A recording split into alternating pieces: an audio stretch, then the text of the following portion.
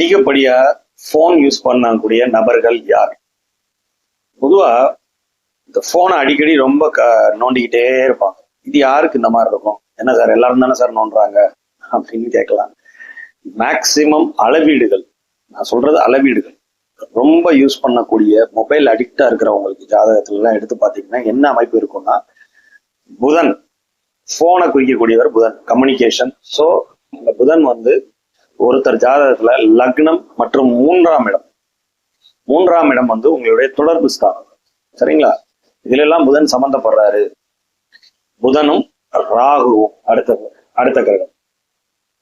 புதன் ராகு யாருடைய ஜாதகத்துல நல்ல வலுவான அமைப்புல உங்களுடைய லக்னம் மூன்றாம் இடம், அதே மாதிரி மூன்றாம் இடத்து அதிபதி புதனுடைய ராகுவுடைய சம்பந்தப்பட்டு இருந்தாலும், மூன்றாம் இடத்துல புதன் ராகு இருந்தாலும், லக்னத்துல புதன் ராகு இருந்தாலும் உங்களுக்கு அந்த மொபைல் அடிக்ஷன் நிச்சயமா இருக்கும். நிறைய சோசியல் மீடியால இவங்க கம்யூனிகேஷன்ல பாத்தீங்கன்னா நிறைய ஃப்ரெண்ட்ஸ் இருப்பாங்க.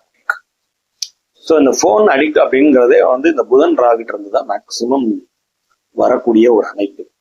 புதன் தான் போனை குறிக்கக்கூடியது, தொடர்புகளை கொடுக்கவர் ராகு. சரிங்களா?